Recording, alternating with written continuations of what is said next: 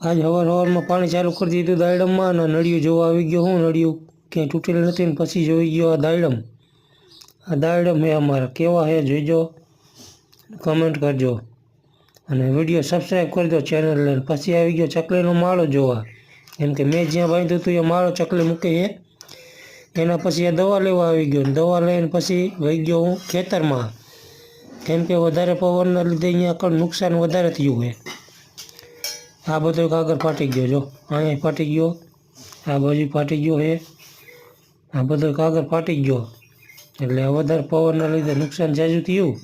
એટલે હવે આપણે આ બાંધવો પડશે કાગળ. અને હવે આપણે પછી જઈશું અહીંથી સીધા પ્લેટ સાફ કરવાની, અહીંયા જવાનું છે. એટલે અહીંયા જઈએ. હવે આપણે આવી ગયા, આપણે પ્લેટ સાફ કરવા પાણી ભરી લીધું. પાણી ભરીને થઈ ગયા હાલતા. એ પ્લેટ છે સોલાર પ્લેટ. આ સોલાર પ્લેટ આપણે પાણી જોડીને હાથ ફેરવી રાખી થોડોક, એટલે થોડીક સાફ થઈ જાય ને, તો બેટરી ચાર્જિંગ વધારે થઈ જાય. હું હવે રેડ દીધી પાણી ને ચેનલને કરેલો સબસ્ક્રાઈબ.